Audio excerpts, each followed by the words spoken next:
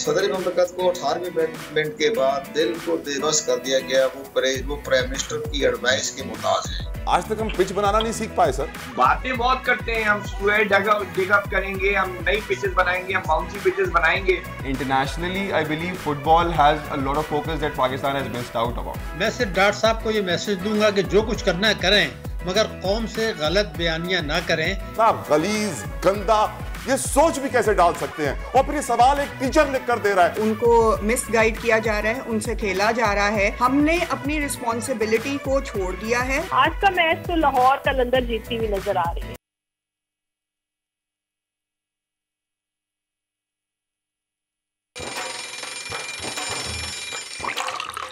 आजकल जिंदगी ही सुबह आउट ऑफ कंट्रोल है, दुनिया बोल है, तेरी दुनिया बोल है।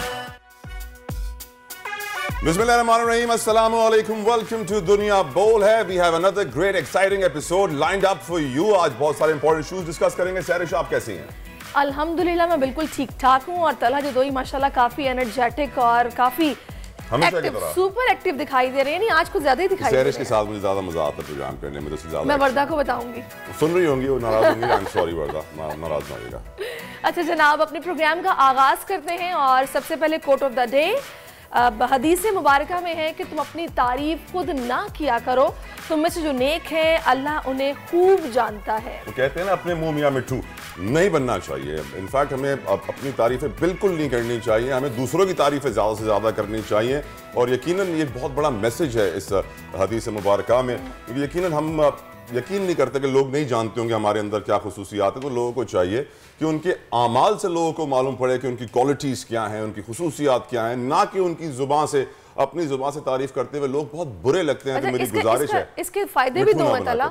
बताएं फायदे दो हैं। नंबर 1 तो ये कि जब आप किसी की तारीफ करते हैं तो उसको बहुत अच्छा लगता है, आपके उनके साथ ताल्लुकात बहुत अच्छे रहते हैं, मोहब्बत बढ़ती है। और दूसरा, उस बंदे को मोटिवेशन मिलती है। अगर उसमें कहीं ना कहीं मायूसी है या नहीं, आप लोगों को पता है इस बारे में कि वो क्या फील कर रहा है, कि स्टेट ऑफ माइंड में है, लेकिन आपके चंद अल्फाज उसको इतना मोटिवेट करेंगे कि शायद वो ज्यादा बेहतर फील करने लगे। जिस तरह साहब हमारे सदर मुमलिकत का जो ऑर्डर है इलेक्शन कराने का, उससे लोग बड़े मोटिवेट हो रहे हैं कि यार इलेक्शन शायद हो जाएंगे। लेट्स सी क्या होता है, तो डिस्कस करेंगे इसको आगे चल के। लेकिन पहले अभी नजर डालते हैं हम अपनी टॉप स्टोरीज पर।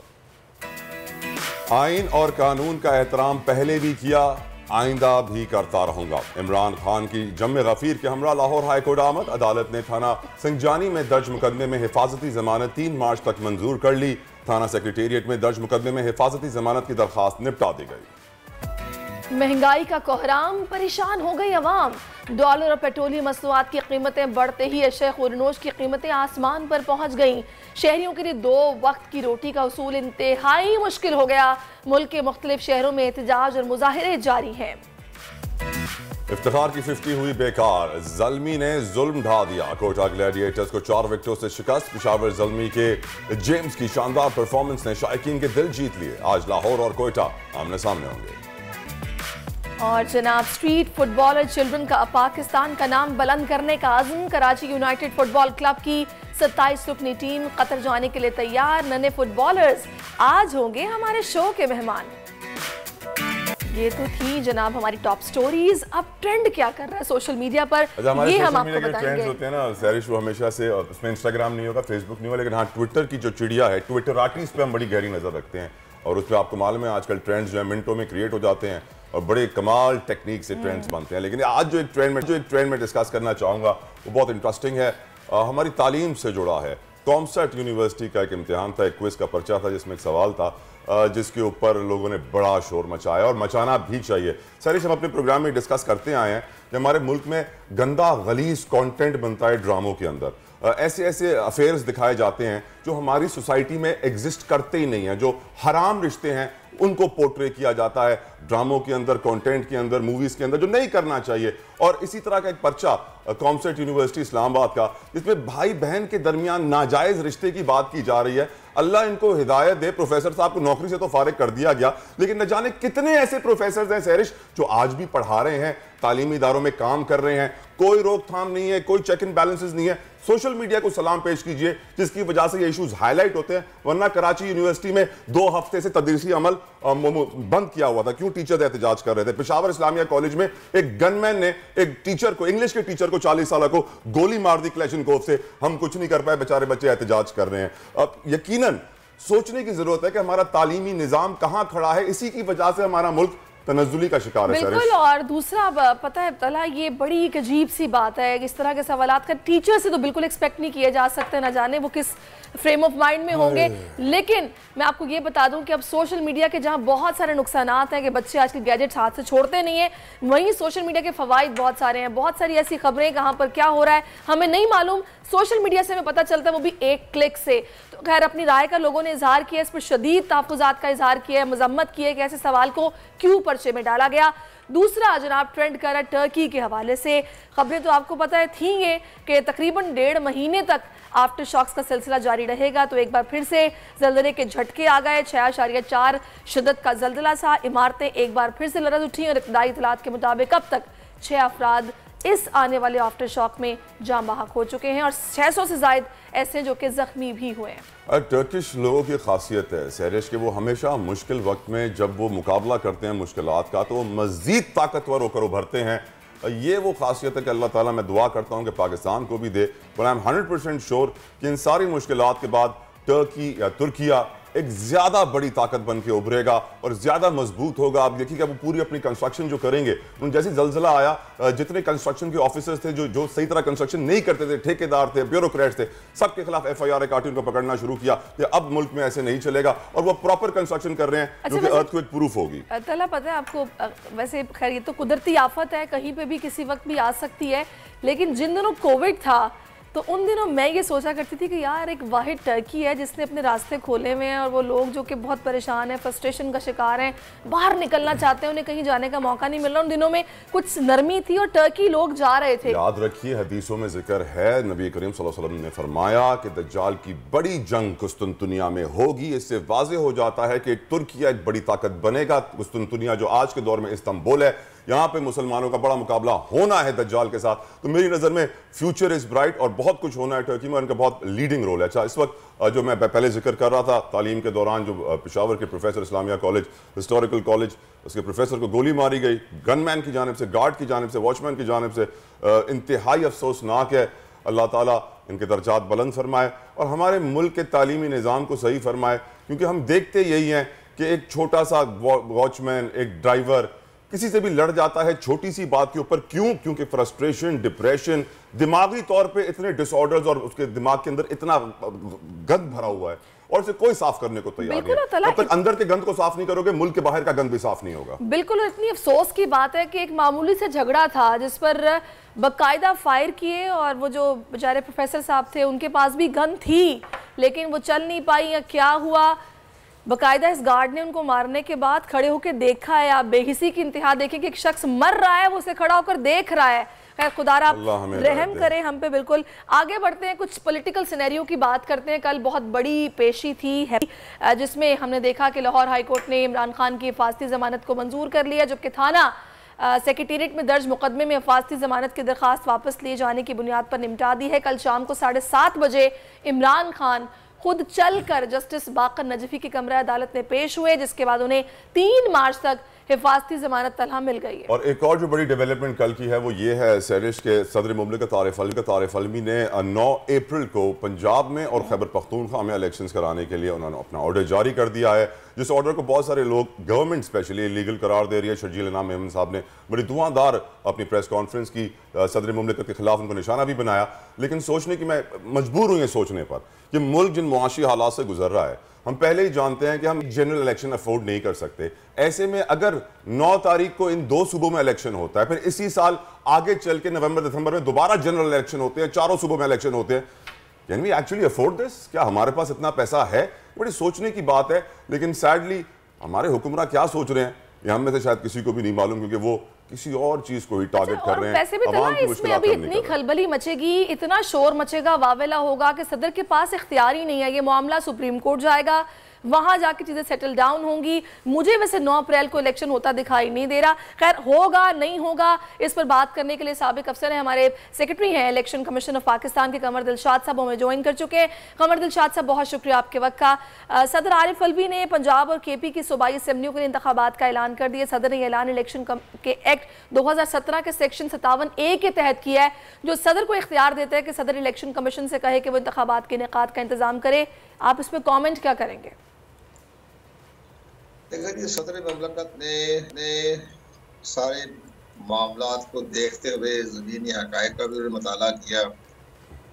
उन्होंने गवर्नर पंजाब के हवाले से जो लाहौर हाई कोर्ट ने जब मशवरा दिया था कि गवर्नर पंजाब से मशावरत करने के बाद तारीख का तयन किया जाए, तो इलेक्शन कमीशन ने लाहौर हाई कोर्ट के फैसले पर अमल दरामद करते हुए गवर्नर से मशावरत की। तो गवर्नर ने कहा कि जी मैं इस फैसले का मैं असली रिजॉल्व करने में या तहरीर करने में मेरा कोई किरदार नहीं है, मैं तो इसके खिलाफ था। तो ये खुद ब खुद आर्टिकल 105 के तहत तहरीर हो गई। अब यहाँ एक थोड़ा सा इंतखाबी बुरहान पैदा हो गया, आईनी बुरहान भी कह लें, इंतखाबी बुरहान भी कह लें। तो सदर मुल्क के पास की इख्तियार नहीं है।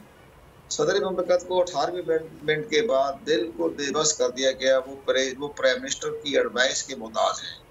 जब प्राइम मिनिस्टर की तरफ से एडवाइस आएगी तब वो उस पर अमल दरामद करने के वो भी पाबंद हैं, वहाँ पे अपनी राय देने के मजाज नहीं। उन्होंने अपने आप को एक्टिवेट रखा और बहुत सी कौमी असम्बली की और पार्लियामेंट की करारदादें आई या बिल पास हुए, उन्होंने दस्तखत नहीं किए। बाद मामला में हलफ भी नहीं लिया। ये सारी सूरत हाल तो बड़ी कशमकश चलती रही। अच्छा, ये बताइए कुंवर साहब, ये बताइए इलेक्शन कमीशन इंतखाबात की तारीख देने का पाबंद था, फिर भी नहीं दी गई। इस अहम इदारे में आपकी भी जिम्मेदारियां रही हैं, आपने बहुत इंपॉर्टेंट रोल अदा किया है। क्या कहेंगे आप कि इस वक्त क्या वजूहात हो सकती हैं कि इलेक्शन कमीशन अपना रोल सही तरीके से अदा नहीं कर पा रहा? 2 सूबों में असम्बलियां तैलीन होने के बावजूद तारीख इलेक्शन कमीशन नहीं दे पाया। कमजोरियां क्या नजर आ रही हैं आपको इस वक्त EC की? आइन में हमारी बहुत सी अभी इसकी तरमीम की जरूरत है, इसमें नजर सानी की भी जरूरत है। इसमें सबसे अहम बात यह है कि जब आप इलेक्शन कमीशन के पास इख्तियार ही नहीं है, सदर के पास इख्तियार नहीं है, तो फिर बताएं कि इलेक्शन कमीशन कहाँ जाए। सदर ने तो खैर अपना इख्तियारात इस्तेमाल करते हुए उन्होंने नोटिस जारी कर दिया, खत जारी कर दिया 9 अप्रैल का, लेकिन उसको तो इलेक्शन कमीशन देखेगा कि उसमें कितनी आईनी और कानूनी हैसियत है। इसके साथ साथ एक और बड़ी अहम बात है कि इसमें तो सब जगहों पर रास्ते बंद हैं, कोई भी गवर्नर साहब गवर्नर करेंगे। अब अगर ये कौमी असम्बली, चारों सूबाई असम्बलियाँ डिज़ाल्व हो जाती हैं, फिर सदर मुमलकत और इलेक्शन कमीशन जो है वो तारीख तयन करने के मिजाज हैं। लेकिन अब सूबे में जो असम्बलियाँ तहरीर हुई हैं उसके इख्तियार गवर्नर के पास हैं। तो ये बड़ा इसके अंदर आईनी बुरहान तो नहीं कह सकते, यानी इनोवेटिव है, थोड़ी सा अहम है, जिसकी बना पर ये सबसे बड़ा अहम मसला हुआ। एक बड़ी अहम बातें आ रही हैं कि जी 90 दिन में इंतखाबात करवाएं। बिल्कुल ठीक है, आइन के आर्टिकल 224, 200 बाकायदा सब में 90 दिन लिखा हुआ है कि जब असम्बली का वक्त तहरीर हो जाए तो 90 दिन में, अगर टाइम पूरा करके हो तो 60 दिन में। सही। लेकिन उसके साथ साथ अगर किसी वजह जैसे आजकल पाकिस्तान में सियासी हालात दुरुस्त नहीं है। अच्छा, अब इसमें एक और बात जो कि मैं चाह रही हूँ कमर साहब, ये भी बताइएगा कि अभी इदारे की तैयारियां जो हैं वो बहुत ज़रूरी है जानना कि वो होती क्या है। किसी भी सूरत हाल के पैदा होने पर अगर इलेक्शन का इनेकाद वक्त से पहले करवाना पड़ जाए या 3 माह में इलेक्शन लाजमी हो जाए, तो बतौर एक इदारा इलेक्शन कमीशन का अपना काम कैसा होता है? इस इदारे की तैयारियां क्या साल जारी नहीं रहती?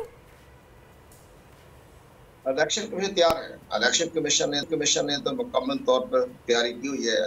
अब एक बड़ा मसला पैदा होगा सुप्रीम कोर्ट पाकिस्तान में, जवाब जो दाखिल कराया जाएगा वफाकी हुकूमत की तरफ से और इलेक्शन कमीशन पाकिस्तान की तरफ से, वो ये जाएगा कि जनाब चूंकि इसमें आइन के आर्टिकल 51 के तहत ये लिखा हुआ है कि मरदमशुमारी जब शुरू हो जाए तो फिर मरदमशुमारी के फाइनल रिजल्ट आने के बाद, फाइनल लिखा हुआ है, उसके बाद इलेक्शन कमीशन हल्का बंदी करवाएगा, फिर इंतखाबात करवाएगा। अब चूंकि मरदमशुमारी शुरू है और 30 अप्रैल तक ये सारा ऑपरेशन मुकम्मल होना है, तो यहाँ एक सुप्रीम कोर्ट में इलेक्शन कमीशन जब जवाब दाखिल कराएगा या वफाकी हुकूमत जब जवाब दाखिल कराएगी, वफाकी हुकूमत जब कराएगी, इलेक्शन कमीशन ही कराएगा, क्योंकि वफाकी हुकूमत का इदारा ही शुमारियात का डिपार्टमेंट है, वही मर्दमशुमारी करा रहा है। तो वो ये कहेगा जनाब मर्दमशुमारी शुरू है, 30 अप्रैल को नोटिफिकेशन हो जाएगा, फिर इलेक्शन कमीशन हल्का बंदी कराएगा 3 महीने के अंदर अंदर, तो ये फिर इलेक्शन जाके नवंबर 2023 में होंगे। तो ये आईनी तौर पर जो सबसे बड़ी अहम आर्टिकल है जिस पर आज सदर मुमलिकत ने भी गौर नहीं किया, वो है आर्टिकल 51। अब ये जो है दो ठीक है कमर दिलशाद साहब, बहुत शुक्रिया, आपने अपना कीमती वक्त। लेकिन याद रखना चाहिए कि आज इलेक्शन कमीशन ऑफ पाकिस्तान ने एक हंगामी इजलास बुलाया हुआ है सदर मुमलिकत के नोटिस के बाद। लेट्स सी वो आज क्या फैसला करते हैं। उनके फैसले से वाज़ेह हो जाएगा कि उनका फ्यूचर प्लान क्या है और मुल्क में आगे क्या होने जा रहा है। इलेक्शंस होंगे नहीं होंगे, कैसे होंगे, पैसे कहाँ से आएंगे, सिक्योरिटी कौन देगा, बड़ा सवालिया निशान। बिल्कुल जनाब, अब कुछ बात हो जाए खेल की। सियासत का खेल तो जारी है, जारी रहेगा, लेकिन PSL का इवेंट भी साथ साथ जारी है। और 9वें मैच में पेशावर ज़ल्मी ने कोयटा ग्लैडिएटर्स को 4 विकेटों से शिकस्त दे दी है। पेशावर ज़ल्मी ने टॉस जीतकर कोयटा को बैटिंग की दावत दी थी और कोयटा ने 4 विकेटों के नुकसान पर 154 रन बनाए थे, जिसमें इफ्तिखार अहमद के 50, सरफराज अहमद के 39 और ऑडिन स्मिथ के 25 रन शामिल थे। जवाब में ज़ल्मी ने इस हदफ को 19वें ओवर में 6 विकेटों के नुकसान पर मुकम्मल कर लिया। इसी पर बात करने के लिए मैं ज्वाइन कर चुके हैं क्रिकेट एक्सपर्ट हैं सुहेब अलवी साहब। सुहेब साहब, सबसे पहले ये बताएगा कि पेशावर ज़ल्मी ने टॉस जीतकर जनाब ये फील्डिंग का फैसला किया था और कल के मैच को आपने किस तरह ऑब्जर्व किया, आपका एनालिसिस उस पर क्या है? हाँ बिल्कुल, आई थिंक जो सबसे बड़ी प्रॉब्लम कोयटा ग्लैडिएटर्स को आई एज अ टीम, वो पहले 6 ओवर्स में आई। मेरे ख्याल में कोई 28 रन के लगभग उन्होंने बनाए पावर प्ले में, बहुत कम है, probably the lowest power play of the PSL। और जो प्रॉब्लम थी वो ठीक है, पिच में जरा सी स्लो थी, रुक के आ रही थी। मैं कमेंट्री कर रहा था तो मैंने हेडफोन लगाए हुए थे, तो स्टंप माइक पे आवाज आ रही थी सरफराज की कि कैसी पिच बना दी है। और मतलब काफी वो कह रहा था कि अपने बल्लेबाज से बात कर रहा था, दूसरे बल्लेबाज से, कि कैसी पिच बना दी है इन्होंने आज। लेकिन उसके बावजूद जो आई थिंक जो प्रॉब्लम आई कोयटा ग्लैडिएटर्स के ओपनर्स की, वो नीयत नहीं थी उनकी मानने की। वो they were more interested in tapping the ball in run. वो मेरे अपने ऊपर उन्होंने हावी कर दिया बॉलर्स को। अच्छी गेंदबाजी की, ऐसी नहीं की कि वो उठा के नहीं मार सकते थे। तो मेरे ख्याल में एक दफा आपने पावर प्ले में 28 रन बना दिए, 20 रन तो आपने वहां खो दिए। और उसके बाद बेशक इफ्तिखार ने आके, मेरे ख्याल में कोई वर्ल्ड रिकॉर्ड होगा, मैं ही सोच रहा था कि एक बॉलर को 7 गेंदों में 7 छक्के, चाहे जिसके भी फॉर्मेट में हो। कोयटा में 6 बॉलों में 6 छक्के मारे थे इफ्तिखार ने, उसी बल्लेबाज ने उसी बॉलर को अगली बॉल जो आपस में उन लोगों ने खेली उसमें उसने 6 मारा। तो इंटरेस्टिंग तो हो गया, इफ्तिखार ने एंड में काफी आगे तक पहुंचा दिया। लेकिन आई थिंक जो सबसे बड़ी प्रॉब्लम कोयटा ग्लैडिएटर्स की हुई वो एक तो ये थी, और दूसरा ये कि जब आपने 28 रन बना लिए थे 6 ओवर में, इतना स्लो खेल रहे थे, फिर इफ्तिखार को नंबर 3 पे भेजते या नवाज को नंबर 3 पे भेजते या किसी हिटर को नंबर 3 पे भेजते, स्मिथ हो सकता था, जो कि जाके वो मेकअप तो करता जो उन्होंने खामी कर दी सुबह में। आपका सर तज्जिया सुनने के बाद एक सवाल अलवी साहब मेरे जहन में अभी आया है, आमद हुई है। आमद ये हुई है, PSL 400-500 करोड़ का इवेंट है सर, PCB के हम जानते हैं अरबों में अखराजात हैं, आज तक हम पिच बनाना नहीं सीख पाए सर। नहीं, मैं वही आपसे कहूंगा ना कि इनकी जो फोकस रहती है वो एंटरटेनमेंट पे रहती है, पिचेस और इंफ्रास्ट्रक्चर पे नहीं रही है PCB की बड़े अरसे से। बातें बहुत करते हैं, हम स्क्वायर डिग अप करेंगे, हम नई पिचेस बनाएंगे, हम बाउंसी पिचेस बनाएंगे, लेकिन हमें आती है सर ये पिचेस बनाना, या हम सिर्फ बातें करते हैं, जबानी जमा खर्च बातें ही करते हैं। मैं बता रहा हूँ आपको, क्योंकि अच्छी खासी पिचेस हो जाती है बाय डिफॉल्ट, लेकिन ये लोग फोकस नहीं करते हैं ज्यादा कि एक कोई सोची समझी मंसूबे के तहत कोई खास पिच बनाए। वैसे देखें, मैं फिर ये कहूंगा कि पिच में इतनी प्रॉब्लम नहीं थी, बिकॉज जब पेशावर ज़ल्मी बल्लेबाजी करने आए तो जिस तरह से हारिस ने खेला, जिस तरह से उनके दूसरे बल्लेबाजों ने खेला, तो उन्होंने तो वो एटीट्यूड दिखाया ना एग्रेशन का। तो प्रॉब्लम पिच में बेशक होगी, जरा सी गेंद रुक के आ रही थी, लेकिन जो कोयटा ग्लैडिएटर्स हारा है वो अपनी गलतियों से हारा है। सही। अच्छा सुहेब साहब, जो टारगेट दिया जा रहा है इन तमाम मैचेस में, 8वां मैच था, कोई बहुत बड़ा अब टारगेट नहीं दे पा रही टीम्स, इसकी वजह आप क्या समझते हैं? कि आप मेरी बात से एग्री करते हैं या इसमें किस चीज़ का अमल दखल है? ये जो पिच है, क्या ये भी एक वजह हो सकती है? नहीं देखिए, बिल्कुल एक वजह ये हो सकती है, लेकिन 190 भी स्कोर हुआ है पहली इनिंग में, 215 भी हुआ है, तो मोर एंड लेस आपके पास स्कोर्स में 170 के ऊपर स्कोर्स गए हैं। आपके ज्यादातर जो स्कोर्स हैं वो अच्छे खासे रीजनेबल स्कोर हैं, लेकिन आई एग्री विद यू कि देखिए पिचेस जरा सी ऑन द स्लोअर साइड है, they should be more conducive because T20 cricket है, इसमें 190 195 रन 200 बनने चाहिए। लेकिन याद रहे कि इवन IPL जब UAE में हुआ था या PSL भी जब होता था तो 155 160 रन होते थे, जबकि वहां पे बड़ी फोकस किया जाता है पिचेस के ऊपर। I think it's more to do. तो आप एक्सपेक्ट क्या कर रहे हैं लाहौर कलंदर्स और कोयटा ग्लैडिएटर्स, आपके ख्याल में टारगेट? दोनों अपने लास्ट मैचेस हारे हुए हैं। हाँ, तो कितना टारगेट देना चाहिए और आपके ख्याल में कौन बेहतर परफॉर्म करेगा? देखिए जो पिचेस आ रही हैं, क्योंकि ये रात को मैच हो रहा है, मैं बता रहा हूँ, हम जब कमेंट्री कर रहे थे रात को तो सामने जो नेशनल स्टेडियम की छत नजर आ रही थी वो भीग गई थी बिल्कुल, फ्लड लाइट्स में शिमर कर रही थी, इतना ड्यू पड़ रहा है। तो I think even at 7 o'clock the due starts falling, यानी जब पहली इनिंग शुरू होती है, तो मेरे ख्याल में उसकी वजह से अगर बॉलर्स भी इतनी ग्रिप नहीं कर सक रहे, 180 175 रन तो मिनिमम होने चाहिए। कौन जीतेगा आज सर, ये तो बता दें, लाहौर या कोयटा? मेरा दिल तो कहता है कोयटा ग्लैडिएटर्स जीते, बिकॉज हमारे चहीते लोग उसमें हैं, लेकिन as a neutral expert I have a feeling कि Lahore Qalandars slight edge, but still I feel कि कोयटा ग्लैडिएटर्स। सर एक आखिरी सवाल, आपका ओपिनियन, एक इशू जो मैंने कल उठाया था इस PSL से जुड़ा हुआ, ये इतनी सारी जुए की कंपनियां सर हमें एड्स दे रही हैं, किसी के सामने लिखा हुआ है, और बेटिंग की वेबसाइट्स हैं, और BET को BAT कर दिया, नेशनल टेलीविजन उनकी एड्स चला रहा है। Do you think it's healthy, sir? इसका अच्छा इम्पैक्ट आएगा? Not at all. What message are we giving? Rashid Latif ने एक बड़ी अच्छी बात कही थी, आपने एक प्लेयर को 6 महीने या 2 साल के लिए सस्पेंड किया है फॉर टॉकिंग टू बुकीज, लेकिन आप अपने क्रिकेट में कोई 4 फ्रेंचाइजेस ऐसी हैं जिन्होंने बेटिंग कंपनी से लिया हुआ है सिर्फ एक अल्फाबेट चेंज करके, और जब आप वहां जाते हैं गूगल करते हैं तो आपके पास उनका एक्चुअल नेम आ जाता है। तो इसलिए this is very very disappointing.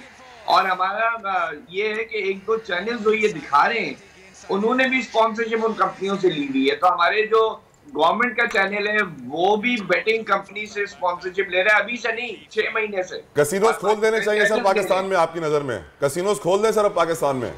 अल्लाह ना करे, जो ये हसन कर रहे हैं इनको रोका जाए। पेशावर ज़ल्मी ने बाकायदा ये अनाउंस किया कि हम इन कंपनियों से नहीं लेंगे sponsorship. Salute to Peshawar Zalmi, जिनके उसूल हैं।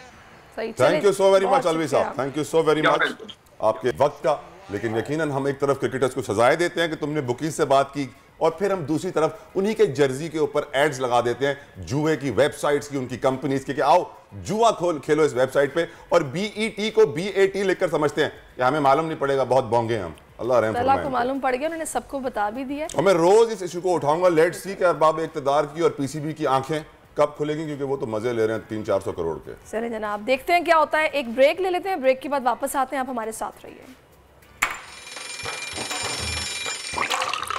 आजकल जिंदगी ही सुबह आउट ऑफ कंट्रोल है, दुनिया बोल है, मेरी दुनिया बोल है। आजकल जिंदगी ही सुबह आउट ऑफ कंट्रोल है, दुनिया बोल है, मेरी दुनिया बोल है।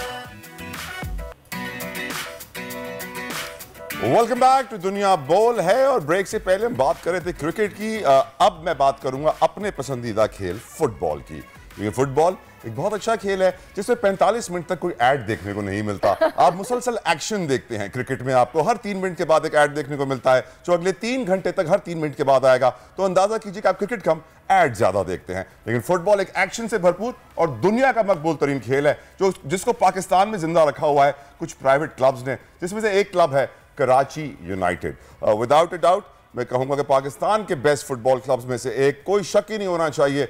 माशाल्लाह से न सिर्फ खिलाड़ियों को तैयार करते हैं, उनको इंटरनेशनल मुकाबलों पर भी भेजा जाता है, और बहुत सारी इनकी एक्टिविटीज ऑल ओवर पाकिस्तान और कराची में तो पूरी तरह फैले हुए हैं। और इस वक्त हमारे साथ स्टूडियो में भी मौजूद हैं सरिश। बिल्कुल मौजूद है हमारे साथ। तो मैं ये भी बता दूं आपको, जब भी फुटबॉल का वर्ल्ड कप होता है फीफा का, तो लियारी में तो एक धूम मची होती है और ये तमाम बच्चे जो इन क्लब्स में जाके पार्टिसिपेट कर रहे हैं, फुटबॉल खेल रहे हैं, इन्हीं इलाकों से इनका ताल्लुक है। लियारी, नहीं, I'll stop you here, Sarish. I'll tell you all over Pakistan. मैं कहूँ कराची का हर पोश से पोश इलाका, इनफैक्ट इनके जो क्लब्स हैं वो सी व्यू पर वाक़ हैं कराची में, और वहाँ पर आपको डिफेंस, क्लिफ्टन, पूरे कराची के कोने कोने से बच्चे खेलने आते हैं। हाँ, इस बात में कोई शक नहीं है कि चाहे फुटबॉल हो, साइकिलिंग हो, डोंकी कार्ट रेस हो, बॉक्सिंग हो, Lyari is the headquarters for Pakistan. पूरा टैलेंट यहाँ पर हब है, इससे अच्छा टैलेंट आपको पूरे पाकिस्तान में नहीं मिलेगा। हाँ, और इन क्लब्स के थ्रू इस टैलेंट को भी मौका मिल रहा है दुनिया में जाने का, अपना लोहा बनवाने का। पता था, मेरा ये ख्याल था कि शायद सिर्फ कराची से ही बच्चे हैं जो कि इसमें पार्टिसिपेट करते हैं। एनीवे, हमारे साथ बहुत प्यारे से एक बच्चे मौजूद हैं जो कि स्टार फुटबॉलर हैं, चिल्ड्रन मतलब टीम में ये भी साथ जा रहे हैं, अंडर 12 है और कतर जा रहे हैं माशाल्लाह से। जैन इनका नाम है और उनके साथ बिजनेस डेवलपमेंट मैनेजर इनके अहमद साहब हमें ज्वाइन कर चुके हैं। तो सबसे पहले तो very warm welcome to our show. सबसे पहले मैं तो हैरान हुई साजिद जैन को देख के कि जैन माशाल्लाह छोटे से हैं। जैन, तैयार हो आप कतर जाने के लिए? जीत कर आओगे? बताओ अपनी तैयारी के बारे में। तो जीत के आएंगे। कैसी प्रैक्टिस की आपने? प्रैक्टिस अभी चल रही है और फिर कतर में बस जाके बस। Why Karachi United? What do you like about Karachi United? Karachi, I like about Karachi United that they train you and take you to bigger matches and play matches, and then they take you to international level to play the matches and then. Great. कौन से school में पढ़ते हैं? कौन सी class में? Baby academy class 7। माशाल्लाह, बड़ी मेहनत कर रहे हैं आप लोग बच्चों के ऊपर। जनाब बिल्कुल, with an aim to produce good talent and a good pipeline of players in Pakistan, because आप देखते हैं कि football is a growing sport in Pakistan right now.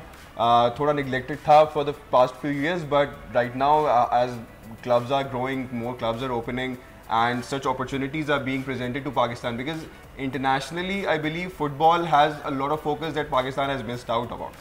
So that is what we're trying to cash on, that is what we're trying to build in these players, ताकि बचपन से हमारे साथ। बहुत इंपॉर्टेंट क्वेश्चन पूछने जा रहा हूँ, पैसा कहाँ से ला रहे हैं? क्योंकि क्या है कि 400-500 करोड़ तो PSL क्रिकेट में ले जाता है, पीसीबी के सारे पैसे, और किसी और स्पोर्ट को क्रिकेट के अलावा पाकिस्तान में स्पॉन्सर नहीं मिलता। आप लोग को मिल रहा है स्पॉन्सर, तो I am really happy. We try our best to facilitate as much as possible. We run around 11 centers हमारे underserved areas में, which go free of cost. माशाल्लाह. So that is a number of 1500 kids being. और total centers कितने? Total 16 centers हैं हमारे, जिसमें से 4 centers ऐसे होते हैं जिसमें से 11 free of cost है। 11 free of cost है। आप मुतवस्सित तबके को फ्री में फुटबॉल सिखा रहे हैं। बिल्कुल ऐसे ही है। This is ये सारे मलीर, बल्दिया, you name it, गोलीमार। अच्छा, अभी जैसे कि तलहा ने बताया था कि ओवरऑल पाकिस्तान से आप लोगों के पास बच्चे आते हैं, क्राइटेरिया क्या है बच्चों, कैसे बच्चों को आप लेते हैं? और दूसरा, सिर्फ कराची में ही आपके 16 सेंटर्स हैं या फिर पूरे पाकिस्तान में मुख्तलिफ जगहों पे आप लोगों के शहरों में हैं सेंटर्स? अभी फिलहाल हम लोग जो है वो कराची यूनाइटेड कराची में ही 16 सेंटर्स खोल के बैठा हुआ है, बट वी हैव अ बिगर गोल। हमें जो है वो इंटरनेशनली टैलेंट एक्सपोर्ट करना है, हमें AFC खेलनी है, we want to produce talent for Pakistan. तो उसके लिए we go for international tours as well, we go for local tours as well, जहाँ पे हम फ्रेंडलीज खेलते हैं बाकी इस्लामाबाद में, लाहौर में, so we do that as well. अब इसमें जहाँ तक आपने बात करी कि जो सेंटर्स हैं हमारे और ये सारे इनको किस तरह हम एक्सपोर्ट करते हैं, तो हमारे 2 प्रोग्राम्स हैं। जो 11 सेंटर्स हैं वहाँ पे हम फ्री कोचिंग प्रोग्राम चलाते हैं। दूसरा प्रोग्राम हमारा है जहाँ पे लोग पैसे देके हमारे पास ट्रेन करने, पे फॉर प्ले प्रोग्राम है वो। तो अब इन ट्रेनिंग प्रोग्राम में चलता है तकरीबन पूरा साल, on weekly basis 1500 kids train करना and seeing them day by day. 1500 बच्चे आप ट्रेन कर रहे हैं आप weekly? Yes, it's a safe estimate. हम 1500 बच्चे वीकली ट्रेन करते हैं और इनको दिन में, हफ्ते में तकरीबन 3 से 4 दफ़ा एंगेज करते हैं। और फिर जब इसी तरह की अपॉर्चुनिटीज़ आती हैं हमारे पास, तो फिर हम इन्हीं में से फ़िल्टर करते हैं बच्चे। और हमारे पास एक तो ट्रेनिंग प्रोग्राम्स हैं, फिर उसके ऊपर हमारी एक अकेडमी होती है विच इज़ अ पाइपलाइन हमारी प्रो टीम्स के लिए और बाकी जो क्लब्स हैं उनके लिए। तो हम उस एकेडमी में उस पूरी लॉट में से जो बेहतर बच्चे होते हैं उनको ग्रेजुएट कराते हैं। जैसे जैन से मेरा ये सवाल है कि ये how do you manage your studies, कि आप साथ पढ़ते भी हो, खेलते भी होंगे? मैंने देखा है जो फुटबॉलर्स होते हैं जुनूनी होते हैं वो, और कतर जाओगे तो फिर और स्टडीज डिस्टर्ब होगी। बिल्कुल, कैसे मैनेज करते हो आप? करना पड़ता है मैनेज, और लेकिन before training I just do all my work and then come to training. तो पेरेंट्स कितने सपोर्टिव हैं? वो ये नहीं कहते कि बस कर दो, वापस आ जाओ, कितना खेलोगे या क्यों जा रहे हो? बहुत सपोर्टिव है, मेरे डैड स्पेशली बहुत सपोर्टिव। ग्रेट। फुटबॉल को प्रमोट करने में पाकिस्तान में हर्डल्स क्या हैं, प्रॉब्लम्स क्या हैं? हम क्यों आज तक, रिसेंटली अदील रिस्की की टीम जो थी वुमेन्स टीम, उन्होंने बड़ा अच्छा परफॉर्म किया internationally, I was really happy for them. मर्दों का वक्त कब आएगा? मर्दों का वक्त असल में as sophisticated the sport is getting, जितना इसको बनता जा रहा है, तो सिस्टम पाकिस्तान में लैक करता है, जिसकी वजह से वो प्लेयर्स, क्योंकि फुटबॉल में सिर्फ क्रिकेट में प्रॉबेबली फिटनेस लेवल इतनी ज़्यादा इम्पैक्टफुल नहीं है जितनी ज़्यादा फुटबॉल में है।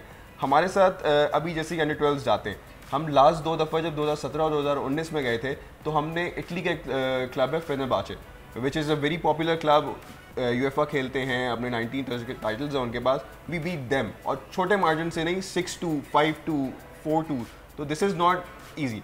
अब लेकिन द प्रॉब्लम इज़ कि जब ये अंडर 12 ग्रो करने आते हैं तो इन ये माल न्यूट्रिशन का एक फैक्टर इनके पास जरूर, स्ट्रेंथ स्पोर्ट है, इम्पैक्ट स्पोर्ट है फुटबॉल, तो आपको इनको ट्रेन भी करना है, आपने इनको डाइट भी सही देनी है, आपने इनको डिसिप्लिन भी देना है, और ये 360 साइकिल कंप्लीट करने के लिए सैडली पाकिस्तान में इतने ज़्यादा नहीं। अच्छा ये बताइए, जो इंटरनेशनल स्टार्स हैं फुटबॉल के, सॉरी सर, मेसी, रोनाल्डो, इन सबको सेलेक्ट किया गया था 12-13 की एज के ऊपर, और यही एज होती है एक प्लेयर को ऊपर लेकर आने के लिए, इस एज से आपने मेहनत शुरू करनी ताकि 18-17 साल की उम्र तक वो इंटरनेशनल या फिर बड़े मैचेस खेल सके। पाकिस्तान में रिसेंटली मैंने देखा है कि बहुत अच्छा एक ट्रेंड चल पड़ा है, अल्लाह का शुक्र है। अभी कुछ बच्चे लियारी से यूके भी गए हैं किसी क्लब के लिए खेलने के लिए, जिनको 2 साल तक अंग्रेजी सिखाई गई है, और फिर वो अब उनको वीज़ाज दिए गए हैं और 2 साल के लिए एक ट्रेनर और बहुत सारे बच्चों को लेकर गए, तो अच्छी खबरें भी आ रही हैं फुटबॉल की। बिल्कुल सर, आज यूसी के कतर वाली भी एक बहुत ज़बरदस्त खबर है, उससे पहले जो सारी चीज़ें हो रही हैं, स्पोर्ट्स को अटेंशन मिल रही है, sports, I see sports as a football के, ये देखिए बहुत सारे नेग्लेक्टेड स्पोर्ट्स हैं, बहुत सारे, फुटबॉल को अटेंशन मिल रही है, फुटबॉल को अटेंशन मिलनी शुरू हो गई है, which is a good aim for us. जब हम 1996 में हमने ये शुरू किया, 2010 में भी गॉट अ चांस कि हम मैनचेस्टर यूनाइटेड जाएं, तो जो एलेक्स फर्ग्यूसन उनके जो हैं, उनके जो साथ उनके असिस्टेंट कोच होते थे, उनसे जब हमारी बात हुई तो हम अपने 14-15 साल के बच्चे लेके गए थे, हमने बोला कि आप इनके टैलेंट देखें, टेल अस के वे दे लैक, तो उन्होंने बोला कि आप बहुत देर से आए, 10 साल में हम ये डिसाइड कर लेते हैं कि ये बच्चा फुटबॉलर बन सकता है। अच्छा, फाइनली मैं आपसे बस एक आखिरी सवाल करूंगी, सिंध गवर्नमेंट का इसमें क्या रोल है, क्योंकि आप लोगों को जाहिर है ग्राउंड्स चाहिए होते हैं, जाहिर है जहाँ पे बच्चे ट्रेनिंग करेंगे। हाँ, So yes, they do cooperate. We have our own stadium in Clifton, और इसके अलावा भी जो हम सारे सेंटर्स ऑपरेट करते हैं, this is not possible without help. So we definitely पैसे नहीं दे रहे, चले मॉरली सपोर्ट तो कर रहे हैं। नहीं, फिर दूसरा जब ये लोग लास्ट टाइम विन करने के बाद आए तो उन्होंने कैश प्राइज भी दिया है। तो they do that. We also हम support तो for any good cause, any support is good. We also ask for support के, for example, media channels like you have called us upon here to tell our story. ऐसे ही we ask for support for anyone के कुछ नहीं तो सिर्फ हमारी story share करें। कोई आखिरी पैगाम? कतर जा रहे हैं और जीत के आएंगे इंशाल्लाह। ज़ैन Sajid has a big responsibility। ज़ैन जीत के आएंगे? जी इंशाल्लाह। पक्का? सोच लो। जी कंफर्म है? लॉक कर दें? चले, thank you so very much Zain, आप सुबह सवेरे हमारे शो पर आए, आपने अपना टाइम हमें दिया, thank you so very much. Thank you for calling us. All the best to you guys, Allah करे कि आप जीत कर आएं, और कतर में जीतो या हारो हम तुम्हारे साथ हैं, बस डट कर खेलना, मुकाबला करना। चलो जी, best of luck, thank you so much. कल फाइनेंस बिल आ चुका है, और फाइनेंस बिल ने जो है ना हवा निकाल दी है, प्याज भी आजकल 250 रुपए किलो है, कुछ बचा नहीं है गरीब के लिए खाने को। दालें बहुत महंगी हो गई हैं, और अभी आगे रमजान है, मैं तो सोच रही हूँ फल फ्रूट चाट नहीं बनेगी मुझे। अच्छा, कमाल बात आपको बताऊं सैरिश कि IMF भी अभी बोलना शुरू हो गया है गवर्नमेंट को कि भाई गरीबों का ख्याल करो, गरीब मुश्किल में है, अगर तुमने इनका ख्याल नहीं किया तो मसला हो जाएगा। हमारी लोअर क्लास इतनी बड़ी हो गई है और इतनी मुश्किल से सरवाइव कर रही है कि अगर सब्सिडी के जरिए, रिलीफ के जरिए, किसी भी किस्म की इनकम सपोर्ट के जरिए उनका सहारा न बने लोग, तो हमारा मुल्क बड़ी मुश्किल में आने वाला है। बिल्कुल, और अभी तो ये भी कहा जा रहा है कि फ्यूल प्राइसेस यहाँ तक रुकेंगे नहीं, बिजली, गैस सब पागल हो गया है। अल्लाह रहम फरमाए। बिल्कुल, अल्लाह रहम फरमाए। और सफ़ेद पोश तबका किस मुश्किल से गुजर रहा होगा, इसका अंदाज़ा शायद आपको नहीं है, जिन लोगों की सैलरीज अच्छी हैं। खैर, सैलरीज बढ़ानी चाहिए, सभी इदारों को बढ़ानी चाहिए। एक ब्रेक लेते हैं, ब्रेक के बाद बात करें। आजकल जिंदगी ही सुबह आउट ऑफ कंट्रोल है, दुनिया बोल है, दुनिया बोल है। वेलकम बैक नाजरीन, और ख़बरें भी साथ साथ बहुत सारी आ रही हैं जो कि आपके साथ शेयर करनी है। हमारे मेहमान भी मैं स्टूडियोज़ में ज्वाइन कर चुके हैं, लेकिन मैं आपको बताऊंगी कुछ देर के बाद कि वो कौन शख्सियत हैं और कितनी ज़बरदस्त बातें मास्टर फ्रेम में देख चुके हैं वो लोग वैसे। सही, अच्छा मास्टर फ्रेम से आए एक झलक देखी होगी ना, एक झलक देखी होगी ना। झलक काफी है उनकी, काफी मशहूर है वो। महंगाई अवाम को कत्ल कर रही है, महंगाई की सताई हुई अवाम इस वक्त बेहाल हो चुकी है। और आपको पता है होलसेल मार्केट्स हो या करियाने की दुकानें हो या यूटिलिटी स्टोर्स हो, हर जगह लोग परेशान नजर आ रहे हैं। क्योंकि एक दिन वो जाते हैं एक चीज़ 10 रुपए की होती है, अगले दिन जाते हैं वो 40 रुपए की होती है, परसों जाते हैं वो 80 रुपए की होती है और हालात बड़े कशीदा हो चुके हैं। जानते हैं कि फाइनेंस बिल मंजूर कर लिया गया कसरत राय से असेंबली के अंदर, जिसमें 170 अरब के नए टैक्सेस लगा दिए गए। लेकिन मुझे हैरत तब हुई, मैं हैरान तब हुआ जब मैंने इसहाक डार साहब को ये बोलते हुए सुना कि IMF 700-800 अरब के टैक्सेस लगाना चाहता था और हमारी टीम ने 10 दिन मुज़ाकरात के बाद उनको 170 अरब के टैक्सेस पे राजी कर लिया। मुझे बड़ी हैरत हुई। सुभान अल्लाह, सुभान अल्लाह, क्या उनकी शान है। कफील अहमद यूटिलिटी स्टोर के बाहर चलते हैं, कफील अहमद वहां पर मौजूद हैं और इस्लामाबाद से एदी खान भी इस वक्त में ज्वाइन कर चुके हैं। तो पहले कफील आपके पास आ जाते हैं, बताइएगा यहाँ पर लोग क्या शिकवा करते दिखाई दे रहे हैं। देखिए अब ये जो स्टोर्स हैं और अगर हम बात कर लें जो लोकल मार्केट्स हैं उसमें प्राइस का कोई ख़ास फ़र्क जो है वो नहीं रहा कि पहले यहाँ लोग आके ख़रीदारी के लिए आया करते थे और उन्होंने खासा जो है वो रिलीफ मिल जाया करता था। ताहम 3 दिन कबल जो अपना हुकूमत पाकिस्तान ने जो एक मरतबा फिर ये जो प्राइसेस हैं जिसमें स्पेशली तेल है, घी है, मुख्तलिफ पाउडर्स हैं, शैम्पू हैं, साबुन हैं, उसकी कीमतों में इजाफा कर दिया गया है। मेरे साथ मुमताज़ साहब कितना इजाफा हुआ तकरीबन? डाल्टा तेल मेरा बढ़ गया है, घी तेल तकरीबन बढ़ गए हैं। अल्लाह से उम्मीद है इंशाल्लाह हुकूमत मतलब रिलीफ दे, रमज़ान में कुछ रिलीफ लोगों को यकीनन मुमताज़ साहब ना उम्मीदी कुफर है, लेकिन ये जो सूरत हाल है कोई ऐसा खास फर्क नहीं है चीज़ों के अंदर। और अगर हम बात कर लें कोई भी, अगर हम दालों की बात कर लें तो यही लोकल मार्केट की प्राइस है, माश की दाल तकरीबन यकीनन कफील साहब इस तरह हमारे भाई कह रहे थे कि अल्लाह से हमें उम्मीद है, तो यकीनन पूरी कौम को इस वक्त अल्लाह से उम्मीद रखनी चाहिए, ना उम्मीदी कुफर है। शाहिद हसन सिद्दीकी साहब हमारे साथ मौजूद है, किसी तारुफ के मोहताज नहीं है, माहिर मुआशियात, बहुत बड़े मुआशी तज्जियाकार। शाहिद साहब हमेशा से एक ऑप्टिमिस्टिक और पॉजिटिव व्यू रखते थे कि मुल्क डिफॉल्ट नहीं होगा, मुल्क की लोकेशन ऐसी है, मुल्क के हालात ऐसे हैं, अल्लाह करे ऐसा ही हो। लेकिन शाहिद साहब एक तो पहले बहुत बहुत शुक्रिया, आपने अपना कीमती वक्त हमें दिया। और इसहाक डार साहब कहते हैं कि IMF 700-800 अरब के टैक्सेस लगाना चाहता था, हमने 10 दिन उनसे मुज़ाकरात करके 170 अरब के टैक्सेस लगाए। Is that possible sir? और साथ साथ एक और सवाल आपसे पूछना चाहूंगा कि जो ये फाइनेंस बिल आया है, आपकी लोअर क्लास, आपका निचला तबका सोसाइटी का आपकी नजर में अब कहां खड़ा है? बहुत शुक्रिया आपका। मैं सिर्फ डाट साहब को ये मैसेज दूंगा कि जो कुछ करना है करें, मगर कौम से गलत बयानियां ना करें, क्योंकि ये जख्मों पर नमक छिड़कना है। Number fudging. मैं पूरी जिम्मेदारी से कह रहा हूं कि ये जो कुछ इन्होंने हरकतें की हैं, ये IMF की शराइत नहीं है। IMF के खाते में मत डालें। मैं साबित कर सकता हूं कि IMF की शर्त नहीं है। कैसे सर?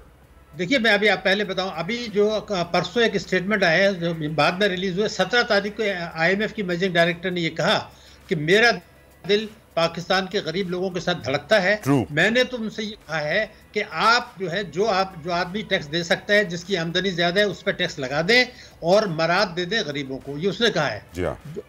लेकिन उनका भी एक गठजोड़ है। अगर ऐसा था तो अशिया पर 18% GST लेने के बजाय ये कहते हैं कि जिनकी आमदनी ज्यादा है उनके ऊपर टैक्स लगा रहे हैं। आपने तो 18% GST लगाया है उन लोगों पर जो बेचारे फुटपाथ पे रहते हैं, गरीब हैं। कुछ लोग जो चैरिटी से पैसा कमाते हैं वो भी 18% टैक्स दे रहे हैं। और IMF की मैनेजिंग डायरेक्टर ये कहती है कि जी हमने तो कहा था कि आमदनी पे लगाएं। सीधी सीधी बात है कि इन्होंने ये कहा कि जी ताकतवर तबकों पे हम टैक्स नहीं लगा सकते, हमारी सियासी मजबूरी है, हम मईशत को दस्तावेजी नहीं बना सकते, हम टैक्सों का मुनसिफाना निज़ाम वज़ह नहीं कर सकते। IMF ने कहा ये आपका मसला है, हम तो ये चाहते हैं कि आपने अपने बजट में ये कहा था कि बजट खसारा 4.9% रहेगा, अब ये हो गया है 7%, इसको ठीक कर लें मेहरबानी करके। आपने कहा था कि अफरात-ए-ज़र 11% पर होगा, 11.5 पर, अब ये जी। शायद साहब मुझे ये बताएगा कि मसला इस वक्त ये है कि बकौल इनकी IMF के साथ मामलात अब बेहतरी की जानिब हैं और चीज़ें अब सेटल डाउन हो रही हैं, लेकिन जैसे ही कुछ इस तरह के मामलात होते हैं हमें उसके इफेक्ट्स नजर आना शुरू हो जाते हैं।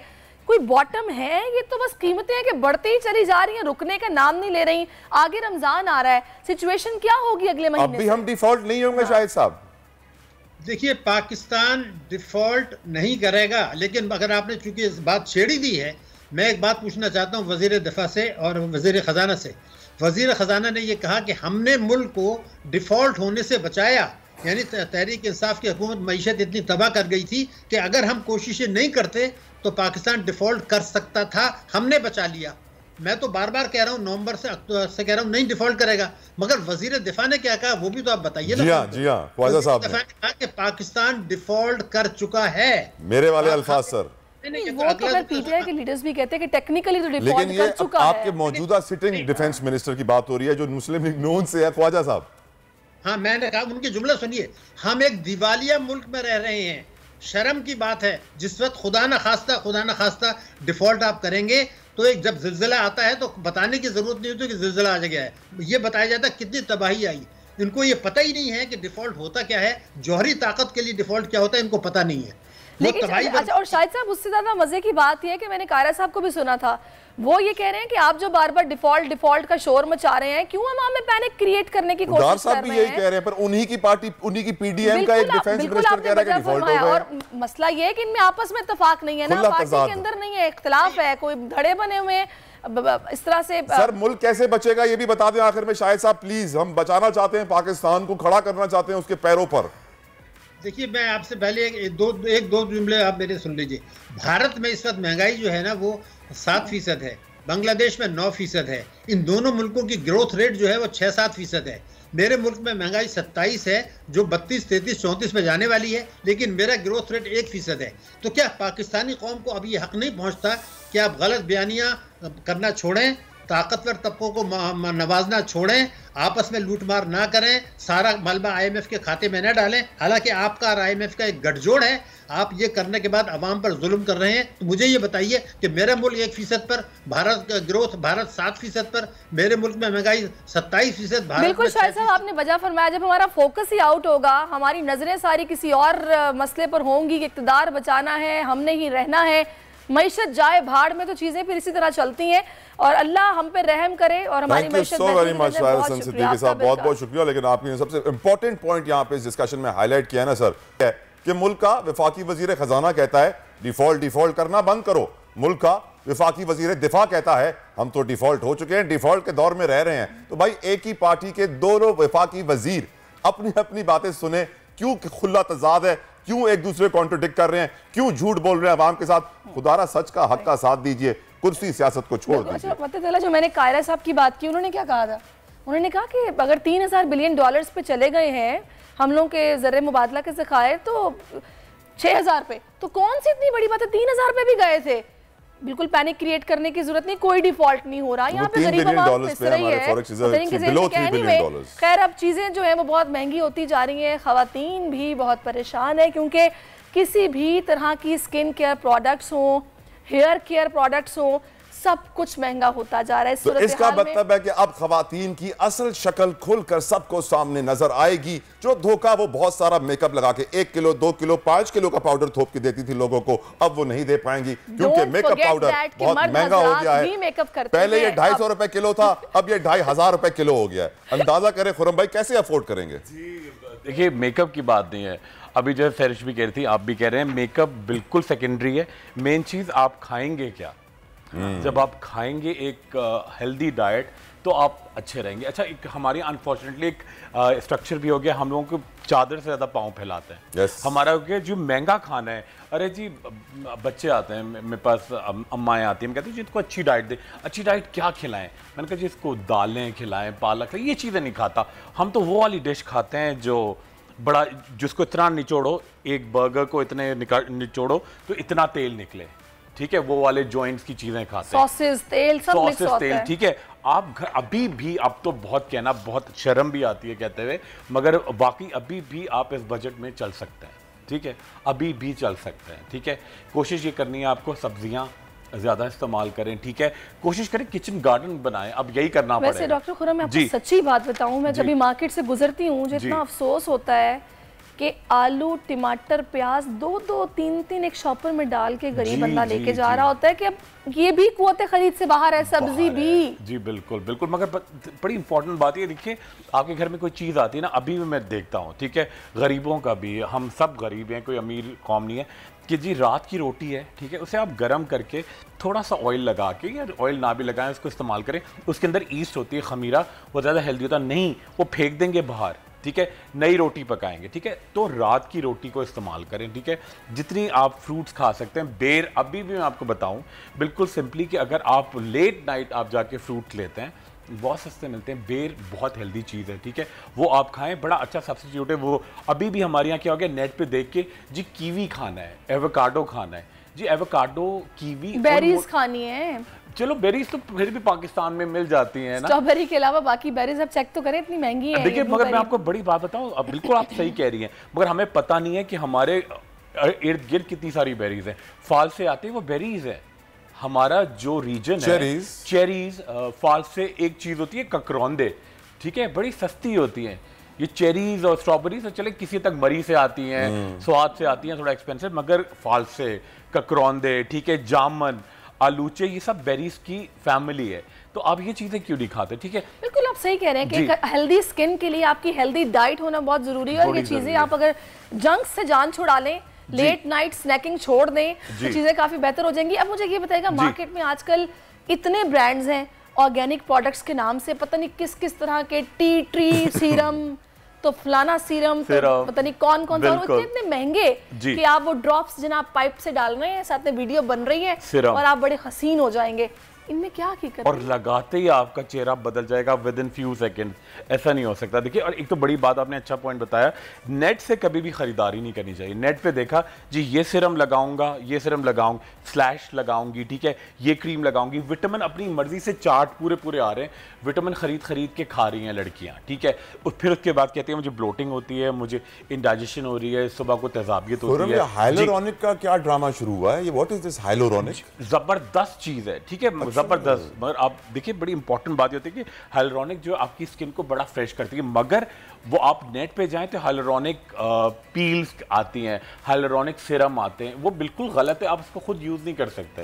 देखिए आप होस्ट हैं, ठीक है, एक ट्रेनिंग है सारी, अब कोई एक आदमी चलता हुआ सड़क पे आके जी इसका मतलब ये नहीं, उसको उर्दू आती, अच्छा मैं एक बड़ा हैरान हुआ, छोटी बात, बेच क्या रहे हैं हाइलोरॉनिक के नाम पे? मैंने सुना बहुत सारी अजीब गरीब चीजें भी वो बेवकूफ बना रहे हैं, बिल्कुल बेवकूफ बना सकते। देखिए इसमें अल्फा आर्बिटिन एक चीज आई है, ग्लाइकोलिक है, हाइलोरॉनिक आ रही है, ठीक है, इस तरह का एक सीरम है जिसके अंदर बहुत ज्यादा नाइसिनामाइड, ठीक है, वो कहते हैं जी, मतलब इनका इफेक्ट्स क्या है जो लोग इतने इंप्रेस हो रहे हैं कि ले रहे हैं, वो खरीद रहे हैं, यूज कर रहे हैं? वो कह रहे हैं जी वो लगाते 10 डेज में आपका रंग जो हमारे यहाँ एक नेशन को क्रेज है, अल्लाह हमें हिदायत दे जी, कि बहुत गोरा हो जाएगा, ठीक है जी।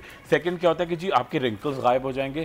थर्ड आपकी स्किन में जो पिट्स आ जाते हैं, भी बता दें फिर अब। साइड देखिए, अगर आप कोई भी चीज़ देखिए, गर्म पानी है बड़ी अच्छी चीज़ है, ठीक है, मगर आप अपने मुंह पे उछलता हुआ डाल लें, आप उसमें चाय बनाएंगे, आप उसमें खाना पकाएंगे, ठीक है, तो वो बिल्कुल ठीक है, मगर आप मुंह पे डाल लें तो हर चीज़ का इस्तेमाल आप बड़ा इंपॉर्टेंट होता है। और दूसरी बात बड़ी इंपॉर्टेंट है कि देखिए लोग अपनी मर्जी से ये आप कोई ग्रोसरी नहीं कर रहे, ठीक है, कि जी आपने नेट पे कहे जी मैं हाइलोरॉनिक ले लेता हूँ, ठीक है, मैं ये वाली विटामिन खा लेता हूँ, वो आपको बहुत साइड इफेक्ट्स होते हैं क्योंकि आपकी बॉडी में स्टोर्ड होता है, और आप जो भी चीज़ यहाँ लगाते हैं ये कोई छिलके पे नहीं लगा रहे आप, ठीक है, ये आपकी स्किन में एब्जॉर्ब हो रही है, ये आपका स्किन फूड है, तो ये जाके आपकी स्किन को एजिंग बढ़ाता है। आपकी बहुत सारी लड़कियों का आपने अक्सर चेहरा देखा होगा कि वो मुंह पे पानी भी डालती हैं तो वो उनका चेहरा बर्न होता है। आप ये साइड इफेक्ट्स क्या हैं ये जो यूज कर रहे हैं? देखिए हाइलोरॉनिक अगर आप बहुत एक्सटेंसिव यूज करते हैं आपकी स्किन बर्न हो जाती है, बिल्कुल थिन होती है। अगर आप चूल्हे के सामने जाएंगी तो आपकी चेहरे पे रेडनेस आएगी, मेकअप लगाएंगी तो आपकी स्किन फटने लगेगी, रात को इतना पेनफुल कंडीशन से गुजरेंगी आप कि लिटरली आपका दिल चाहेगा जितना भी लोशन आप लगा रही हैं तभी स्किन पी जाएगी, ठीक है, तो ये आपकी स्किन को बर्न करती है। एक देखिए अच्छा, एक तो लोगों को आइडिया नहीं है, हाइलोरॉनिक एसिड हो गया, एस्कॉर्बिक एसिड हो गया। एक मैंने टेलीविजन पे एक खातून को देखा, वो एक ब्यूटिशियन थी, कह रही है जी मेरी बहनों ये चीज़ें मत लगाएं, ये तो तेजाब है। एसिड का मतलब पता है आपको? तेजाब होता है। अरे भाई आपकी बॉडी में भी तेजाब है, ठीक है। What is the right use of hyaluronic? जी हाइलोरॉनिक देखिए अपनी जो आपकी चेहरे पे अगर झाइयाँ हैं जो कि खवातीन कैसे मालूम पड़े सच्चा कौन झूठा कौन? खुरम देखिए तलाब, देखिए बड़ी इंपॉर्टेंट बात है कि अपनी मर्जी से तो करना ही नहीं है, ठीक है। प्लीज आप अपना थोड़ा आप इस्तेमाल करें, लोगों से पूछें, कोई प्रॉपर डॉक्टर के पास जाएं, ठीक है, वो आपके चेहरे पे क्या चीज़ रिक्वायर्ड है वो देंगे आपको। अपनी मर्जी से आपने 4 क्रीमें मिलाई, उसमें वाइट अंडे वाले कैप्सूल डाले, हाइलुरोनिक एसिड डाला, बेटोविट एन क्रीम डाली और पूरे चेहरे पे लगा ये 4 क्रीमें जो मिक्स होके लगती है ना, ये तो बहुत ही काम खराब करती हैं। स्किन को आई थिंक थिन कर देती हैं, थिन करती हैं, वेन्स एक्सटेंसिव नजर आती हैं, लड़कियों के चेहरे पे गैर ज़रूरी बाल आते हैं, आपके बैग्स डेवलप हो जाते हैं, ठीक है, प्री मैच्योर आपकी एजिंग आ जाती है, ठीक है, और आपकी सबसे इंपॉर्टेंट बात ये होती है चेहरा कुछ दिन फिर भी टाइट रहता है क्योंकि आपकी बोन्स हैं। सबसे पहले लड़कियों का ये जो पोर्शन होता है खासतौर पर ये कहलाता है गीज स्किन, ठीक है, चेहरा बिल्कुल ठीक रहता है और आपकी गर्दन बिल्कुल लटक जाती है, ठीक है। और ये सिर्फ नहीं कि आपकी ब्यूटी पे इफेक्ट आ रहा है, आपकी ओवरऑल हेल्थ बहुत खराब होती है। इसको लगाने से आप बिल्कुल ड्राउजी रहते हैं, ठीक है, बहुत जल्दी आप स्लीपी रहते हैं। और एक और चीज जो कि मैंने पहले तो शायद सिर्फ हम स्क्रीन फेसेस को देख रहे थे, लेकिन अब तो एक हर कॉमन लड़की ने शुरू कर दी है लिप पंपिंग, बोटॉक्स, जगह जगह फिलर्स। ये क्या है? आप यकीन करें, कल मैं ख्याल 29-30 साल की लड़की थी, ठीक है, वो थोड़ा सा उससे कहा कि मैं टेंशन बहुत लेती हूँ, डाइट अच्छी नहीं है, जंक फूड बहुत खाती हूँ, नींद नहीं लेती, तो मुझे किसी दोस्त से मशवरा दिया कि आप मुझे प्लीज़ अभी से ना बोटॉक्स लगा दें। मैंने कहा देखिए, अगर आपने एक दफ़ा बोटॉक्स लगवा लिए जो कि आपकी अम्मी की एज के लिए है, ठीक है, अगर आपने अभी से बोटॉक्स लगवाए तो आप फॉर एवर उसको इस्तेमाल करेंगी। बेहतरीन सोल्यूशन ये है कि आप हाइड्रा फेशियल या ऑक्सीजन थेरेपी लें। वो बोली जी वो तो मैं फ़लाने गुलाबो ब्यूटी पार्लर, पीलो ब्यूटी पार्लर से करा चुकी हूँ। अच्छा देखिए, आप सैलून में जो ट्रीटमेंट, सैलून में तो कोई एक तो ट्रीटमेंट हो नहीं सकता, सैलून में आपके चेहरे की सफाई हो सकती है, आपका मसाज हो सकता है, क्लिनजिंग हो सकती है। वो कहते हैं जी whitening injection, hydra facial, laser, botox, मैं सब सैलून में करा चुकी हूँ। देखिए सैलून में सिर्फ सफाई हो सकती है, ठीक है। आपने कभी सुना कि डर्मेटोलॉजिस्ट ने आपके बाल बड़े अच्छे पर्म कर दिए या आपका मेकअप बहुत अच्छा कर दिया? ऐसा नहीं होता ना। तो सैलून में भी कभी आपकी थेरेपी नहीं हो सकती। तो कह रही है जी वो तो मैं 5-6 सेशन ले चुकी हूँ, उसके बाद मेरी स्किन और सैग हो गई। अच्छा, इसमें थोड़ा सा लोगों को बेवकूफ बनाने के लिए कुछ क्लिनिक्स भी बन गए हैं, मतलब ये बहुत इंपॉर्टेंट जी, बिल्कुल 3-4 नामों से बहुत ज्यादा क्लिनिक्स हैं। अच्छा हो क्या रहा है वहाँ पे उन्होंने बड़े बड़े, जैसे मेरे पास बहुत पैसे हैं, ठीक है, ब्लैक मनी है, मैं एक बात कह रहा हूँ, हर के का नहीं होता, मगर ओवरऑल जो उसका बैकग्राउंड है। अब मुझे कुछ अपना जो काम तो मेरा दूसरा है, ठीक है, क्योंकि ये बड़ा डेडिकेशन का काम है। अगर आप डॉक्टरी खुद करते हैं, सारा दिन बैठे हैं, काम कुछ और है, मगर मैंने क्या इन्वेस्ट कर दिया, एक क्लिनिक बना दिया, उसमें ट्रेनी लड़के लड़कियां, कोई फिजियोथेरेपिस्ट, कोई लैब टेक्नीशियंस वो बैठे हुए, उनको मशीनें पकड़ा दी आपने, ठीक है, और वो हर एक पे एक ही तरीके से मशीन चला रहे हैं, वो बहुत सारी 3-4 नामों से। फाइनली आप मैसेज क्या देंगे लड़कियों को जो कि इस तरह की क्रीम्स यूज कर रही हैं, हाइड्रा फेशियल्स करा रही हैं, मतलब हर तरीके से अपनी जिल्द के साथ खेल रही हैं, उन्हें आप क्या मैसेज देंगे? बिल्कुल, देखिए, एक तो गूगल से आप, गूगल जो है बड़ी ज़बरदस्त चीज़ है, मगर उसका सही इस्तेमाल करें आप, ठीक है। आप लोगों में इतनी अवेयरनेस है, आप देखा तो करें किसी के पास जा रहे हैं वो डॉक्टर है भी कि नहीं। अब तो बड़ा ईजी है, आप आराम से, और एक आइडिया भी हो जाता है, ठीक है। अच्छा, आप जा रहे हैं फलाना, अब कोई देखिए, और एक बात को और ज़रा ज़हनशीन कर लें कि जी कोई आयुर्वेदिक है या होम्योपैथिक है, एक डिफरेंट फील्ड्स हैं ये। अगर मैं एक डर्मेटोलॉजिस्ट हूँ तो कोई हार्ट अटैक वाला पेशेंट मैं नहीं डील कर सकता, या न्यूरो साइंसेज की कोई मैं नहीं ट्रीटमेंट, बेसिक एक होता है MBBS में आपको बताते हैं, मगर सारा नहीं। इसी तरह लोग प्लीज़ गूगल करें, कम से कम डॉक्टर की डिग्री तो देख लें कि वो एटलीस्ट डॉक्टर तो हैं, फिर स्पेशलिस्ट भी हैं, फिर अपनी मर्जी से सिलेक्शन, ये मैं ये लगाऊंगा, मैं ये खाऊंगा। तो ये देखिए, ये कोई ग्रोसरी मेडिकेशन नहीं करनी देखिए, आप देखिए खाने में तो कर सकते हैं ना, और अम्माओं का भी, जैसे मैं कहता हूँ, देखिए मैडम, एक बात ये होता है कि आप किसी चाइनीज रेस्टोरेंट में जाती हैं, अपनी मर्जी से इतनी मिर्चें डालूंगी, इतना सिरका डालूंगी, ओके, टेलर के पास जा सकती हैं, मगर डॉक्टर और टीचर से कि इतना मेरे बच्चे को अलजेब्रा इतनी पढ़ानी है, इतने आगे नहीं। आप टीचर और डॉक्टर को तो आप थोड़ा गाइड नहीं कर सकते, आपको थोड़ा सुनना पड़ेगा, मतलब आपकी टीचर है। डॉक्टर साहब, वक्त की कमी, thank you so very much for coming on our show, it was a pleasure talking to you. यकीनन जवानी और खूबसूरती का ख्वाब लोगों को ज्यादा बदसूरत और कब्र के करीब जल्दी लेके जा रहा है। एक ब्रेक लेके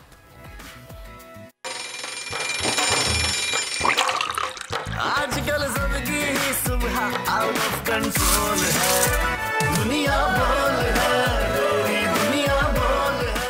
वेलकम बैक नाजरीन, और अब कुछ मौसम का अहवाल आपको देते हैं। आपको बताएं कि फरवरी के महीने में गैर मामूली तौर पर पाकिस्तान के जनूबी इलाकों में शदीद गर्म मौसम बरकरार है, जिसमें सिंध के बेशतर अजला और पंजाब चोलिस्तान के इलाके शामिल हैं। दूसरी जानिब बालाई इलाकों में मौसम बदस्तूर सर्द है। मेरा भी जाने को बहुत दिल चाह रहा है। आज चित्राल में, दीर, कोहिस्तान, गिलगित बाल्टिस्तान और कश्मीर में चंद मकामात पर तेज़ हवाओं और गरज चमक के साथ हल्की बारिश और बर्फबारी का भी इम्कान है। सयाहों के तो मज़े हो गए हैं। अहम शहरों की दर्जा हरारत की बात अगर की जाए तो आज कराची शहर में ज़्यादा से ज़्यादा दर्जा हरारत 29 रहने का इम्कान है। लाहौर में 28, इस्लामाबाद में 25, कोयटा में 18 और पेशावर में ज़्यादा से ज़्यादा टेम्परेचर 27 डिग्री सेंटीग्रेड रहने का इम्कान है। और अब जनाब वापस चलते हैं स्टूडियोज़ में। तला हमारा इंतज़ार कर रहे हैं।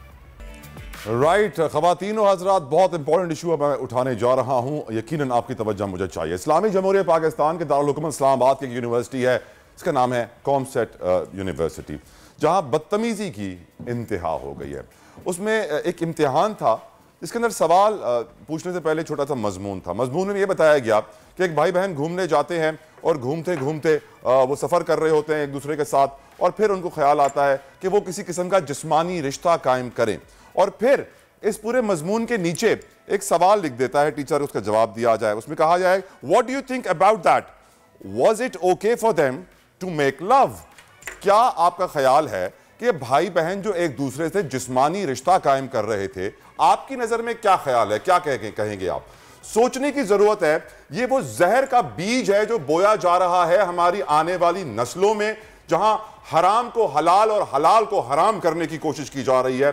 मैं हमेशा इस बात पे शोर मचाता हूं कि क्यों हम मुस्तकबिल के मेहमारों के जहनों में इतना गलीज, गंदा ये सोच भी कैसे डाल सकते हैं। और फिर ये सवाल एक टीचर लिख कर दे रहा है, जो कि इस्लामाबाद हमारा दारुल हुकूमत बहुत बड़ा शहर समझा जाता है, उसकी बड़ी यूनिवर्सिटी है। और हम यकीनन अल्लाह का मैं शुक्र अदा करता हूं कि सोशल मीडिया पे ये इशू उठाया गया, आवाज उठाई गई, टीचर तो फारिग हो गया, लेकिन मजीद ऐसे टीचर जो मौजूद हैं उनको कैसे फारिग करेंगे? तला, मेरे ख्याल में इस मामले की एक बकायदा तहकीकात होनी चाहिए, पता चलना चाहिए कि क्या माइंडसेट था इसके पीछे। आखिरी हमारे मुल्क में वो कौन सी तहकीकात थी जो मंतकी अंजाम तक पहुंची? हमारा मुल्क तो वो है जहाँ बड़े बड़े कातिल आजाद हो जाते हैं। चले एक काम करते हैं, माहिर तालीम मलिहा समी हुसैन साहबा इस वक्त में ज्वाइन कर चुकी है, उनसे बात करते हैं और जानते हैं कि आखिर उनकी इस पर राय क्या है। और जो मैं बात कर रही हूँ कि बकायदा जनाब इन्वेस्टिगेट होना चाहिए कि पता चले कि वजह क्या थी। कौन बोल रहा है मलिया ये जहर का बीज, ये इस्लाम के खिलाफ होना चाहते हैं, ये पाकिस्तान के खिलाफ होना चाहते हैं और हमारे फ्यूचर को तबाह करना चाहते हैं? मेरी नजर में आप क्या कहेंगी?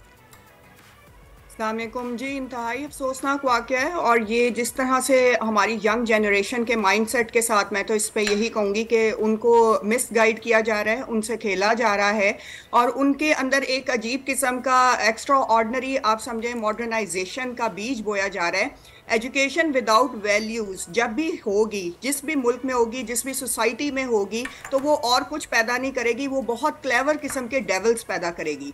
हमने अपनी रिस्पॉन्सिबिलिटी को छोड़ दिया है। देखें, the price of greatness is always responsibility. हमारी यूनिवर्सिटी की रिस्पॉन्सिबिलिटी है कि वो अपना रोल प्ले करें। वो विजिटिंग लेक्चरर्स जो रख रहे हैं, उनका बैकग्राउंड क्या है, वो किन बेसिस पे, किन क्राइटेरिया पे हायर हो रहे हैं। और ये इतना बड़ा एग्जाम हो गया, उसमें क्वेश्चन आ गया, स्टूडेंट्स मेंटली कितने इसमें डैमेज हुए होंगे। आप इस एनालिसिस करें कि वो इमोशनली कितने बर्डनड हो गए होंगे कि हमारे सामने इस किस्म के क्वेश्चंस भी आ सकते हैं। This is a height of I think carelessness, this is a height of irresponsibility from the university side. और इस पे डेफिनेटली ना सिर्फ तहकीकात होनी चाहिए बल्कि यूनिवर्सिटी एडमिनिस्ट्रेशन रिस्पॉन्सिबल है कि वो स्क्रीन पे आके। मलिया मेरी बहन, आप देखिए यूनिवर्सिटियों में हम आज तक कोई फूलिंग, रैगिंग का प्रोसेस खत्म कर पाए? यूनिवर्सिटियों से क्या हम आज तक ड्रग्स, मुनशियात खत्म कर पाए? यूनिवर्सिटियों में क्या हम आज तक डिस्क्रिमिनेशन खत्म कर पाए? हम एजुकेशन सिस्टम पे तो बाद में जाएंगे। जो यूनिवर्सिटी का एनवायरनमेंट है, जो माहौल है, वहां मुस्तकबिल के मेहमान कम और एक ऐसा बीज बोया जा रहा है जो मुस्तकबिल में हमारे लिए जहर कातिल साबित होगा। बिल्कुल, आई डू एग्री तलहा। और दूसरी चीज़ ये है कि देखें, आपके पास एक ही चीज़ बची हुई है यूनिवर्सिटीज़ में, वो है स्टूडेंट्स का कैरेक्टर। अगर आप उनका कैरेक्टर बिल्डिंग नहीं कर सकते, आप उसको भी तबाही की तरफ लेके जा रहे हैं, तो फिर आपके एकेडमिक वाइज भी आप देख लें, आप स्पोर्ट्स वाइज भी देख लें, आप कई चीज़ों में ऑलरेडी लैग कर रहे हैं। स्टूडेंट्स की कैरेक्टर बिल्डिंग वाहिद वो चीज़ थी कि जिसके ऊपर नेशन स्ट्रांग होती हैं। अगर आपके स्टूडेंट्स के कैरेक्टर स्ट्रांग हैं तो आपके इंस्टीट्यूट स्ट्रांग होते हैं, आपकी नेशन स्ट्रांग होती है। अब वो भी अगर तबाही के दहाने पर आ गई है और इस किस्म के पेपर्स दिए जा रहे हैं और इस तरह के क्वेश्चंस पूछे जा रहे हैं, उनको स्ट्रांगली डैमेज किया जा रहा है। इमोशनल डैमेज है ये, और कुछ भी नहीं है। मलिहा, जैसा कि अभी आपने इससे पहले बात की विजिटिंग लेक्चरर्स के हवाले से, आपके ख्याल में हुकूमती लेवल पर इस लिहाज से क्या ऐसे इक़दाम होने चाहिए? हम देख रहे हैं कि जगह जगह यूनिवर्सिटीज़ खुल चुकी हैं। ये तो खैर बड़ी यूनिवर्सिटी थी, छोटे लेवल पे भी यूनिवर्सिटीज़ खुल रही हैं। वो लोग जो कि आई थिंक उनका पढ़ाना काम नहीं है, वैसे वो जॉब करते हैं लेकिन विजिटिंग लेक्चर्स दे रहे होते हैं, उनकी आमदनी वहाँ से बन रही होती है, कोई क्राइटेरिया नहीं उनको रखने का कि वो क्या पढ़ाएंगे, क्या बताएंगे, क्या उनका बैकग्राउंड है। इसको देखने के लिए क्या होना चाहिए आपके ख्याल में? देखिए, ये एक पूरा प्रोसेस होता है गवर्नमेंट इंस्टीट्यूशंस में भी और प्राइवेट इंस्टीट्यूशंस में भी। आपके यहाँ जब भी कोई हायरिंग होती है थ्रू प्रॉपर चैनल HR के थ्रू होती है, उसमें यूनिवर्सिटी की मैनेजमेंट भी इन्वॉल्व होती है और ज़ाहिर है रजिस्ट्रार और बाकी सीनियर मेंबरान भी। तो आपने क्राइटेरिया खुद देखना है कि आप जिस इंसान को रख रहे हैं वो आजकल जैसे एक है कि जी विजिटिंग लेक्चर 4 यूनिवर्सिटीज़ में पढ़ा रहे हैं, they are just making money and they are just making everything commercial. ये जिस तरह के वाक़यात रूनुमा होने लग गए हैं, इसका मतलब ये है कि आपके पास कोई एथिक्स नहीं है, आपके पास कोई बैकग्राउंड नहीं है, आपके पास कोई इस्लामिक और रिलीजियस टीचिंग्स का बैकग्राउंड नहीं है, जिसकी बेसिस पे ना सिर्फ आप खुद डैमेज हैं बल्कि आपका माइंडसेट जो है वो निकल के पेपर तक आ गया है। Who is doing this, Malia? The question is, who do you think is doing this? कौन है इस सोची समझी साजिश के पीछे, इस मंसूबाबंदी के पीछे? क्योंकि this is not a coincidence, ये इत्तेफाक की राय से नहीं हो रहा है, ये गलती नहीं है टीचर की, ये प्रॉपर सोची समझी प्लानिंग के तहत पाकिस्तान को, इस्लाम को और हमारे फ्यूचर को आग लगाई जा रही है। लेकिन हम चुप बैठे हुए हैं। And it's not just this university, Karachi university में 2 हफ्ते से टीचर एहतजाज कर रहे थे, वहां तदरीसी अमल मुअत्तल था। पेशावर इस्लामिया कॉलेज में एक गार्ड ने अंग्रेजी के टीचर को गोली मार दी, AK-47 से कुछ ना हो सका। हमारे एजुकेशनल सिस्टम मेरी नजर में इज रॉटन, तबाह हो चुका है, बोसीदा हो चुका है, फरसूदा हो चुका है, पुराना है, पर्ची है, सियासी भर्तियां हैं, हम तमाशा देख रहे हैं। मलिया, ये कौन कर रहा है आपकी नजर में? तलहा, देखें, इसमें हम किसी ना इंडिविजुअल को जिम्मेदार नहीं ठहरा सकते, इसमें हम बात कर सकते हैं ओवरऑल कंट्री के एटीट्यूड के ऊपर। क्योंकि मैंने पहले भी एक फोरम पे बात की थी कि जब आपका कंट्री में एटीट्यूड ही डैमेज कर दिया जाएगा, सोशल एटीट्यूड भी और आपका रिलीजियस एटीट्यूड भी, आपका माइंडसेट चेंज करने की कोशिश की जाएगी कि आप रिलीजन को छोड़ दें, आप जो है एक फेक किस्म की मॉडर्नाइजेशन को अडॉप्ट कर लें। दैट इज द रीजन कि जिसकी वजह से आप कैरेक्टर वाले पता नहीं, या तो हम कुछ ज्यादा ही वेस्ट से इंस्पायर हो चुके हैं कि वहाँ जो चीजें हम देखते हैं कि उनके करिकुलम में शामिल हैं, हम शायद वही सोचते रहते हैं कि हमने भी कुछ मॉडर्न हंस की चाल अपनी चाल बर्दा के वेस्ट में भी इतना ज्यादा जो है, राइट, हमारे यहाँ ज्यादा गंद हो गया है। Thank you so very much Malia, thank you so very much for giving us your precious time. सोचना होगा कि हमारे अंदर के गंद को कौन साफ करेगा, आप या मैं, सियासतदान, ब्यूरोक्रेट्स, अस्करी इदारे, एजेंसियां, कौन करेगा? आई डोंट नो, अल्लाह करेगा मैं होश आ जाए। चले खैर, बेहतरी की जानिब दुआई की जा सकती है। अगर अभी थोड़ी सी हम गैर सियासी जो सूरत हाल है, जमीन से आप जाएं सितारों की तरफ। बिल्कुल बिल्कुल, ये जो सियासी गैर यकीनी है, फिर मुस्तकबिल के हवाले से हमारे सितारे क्या कह रहे हैं, आगे आने वाले दिनों में क्या होने वाला है, इस पर बात करने के लिए टैरोकैट रीडर उनसा शाह हमें ज्वाइन कर चुके हैं। उनसा, वेलकम टू आवर शो। मुझे ये बताइएगा, सबसे पहला सवाल मेरा आपसे, कल खान साहब की पेशी थी, ठीक है, उन्हें ज़मानत मिल गई, लेकिन अभी और भी बहुत सारे केसेस हैं, FIA को अलर्ट कर दो, पुलिस को अलर्ट कर दो, गिरफ्तारी किसी भी वक्त हो सकती है, पहले ये गिरफ्तारी करेंगे। वाकई क्या आगे आने वाले दिनों में हम खान साहब को बिहाइंड द बार्स देख रहे हैं?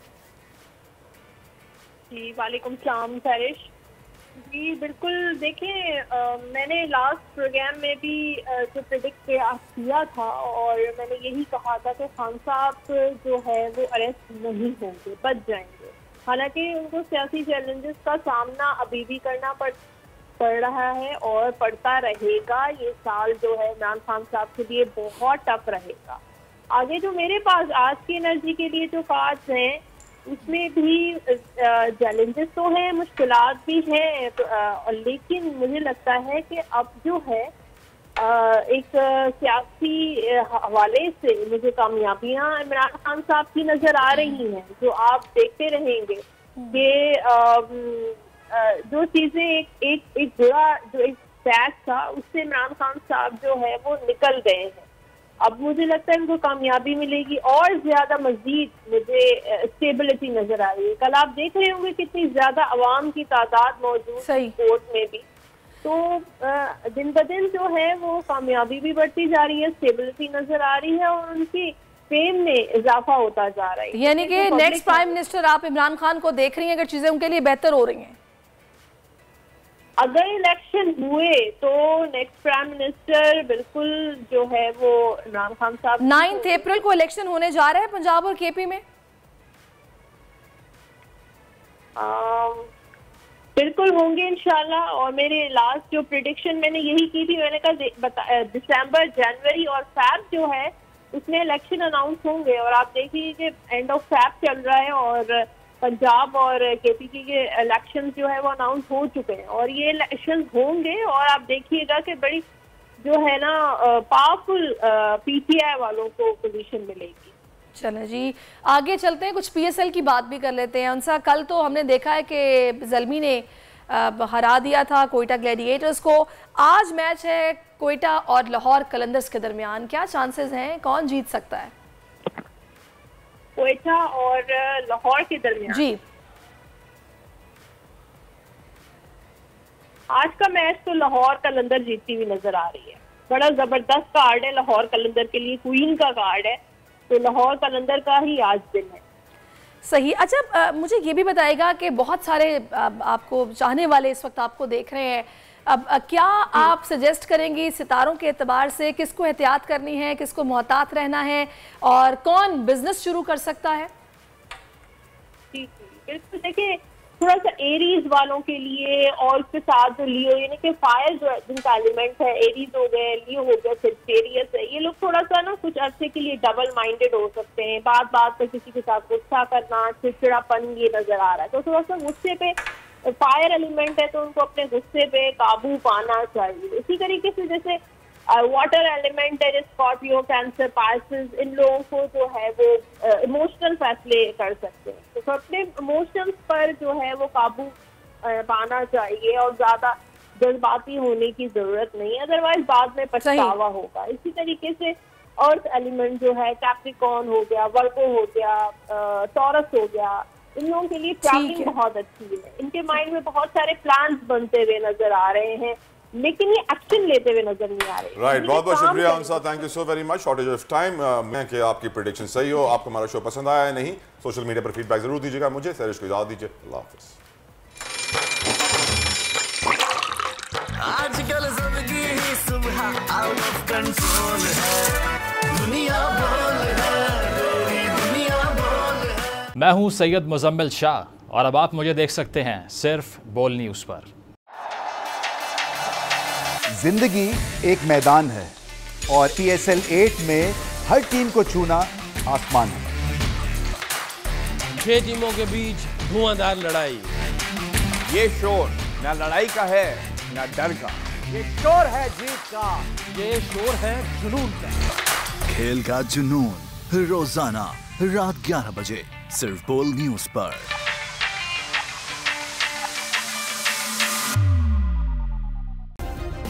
सब्सक्राइब करें और बेल दबाएं ताकि कोई खबर रह न जाए।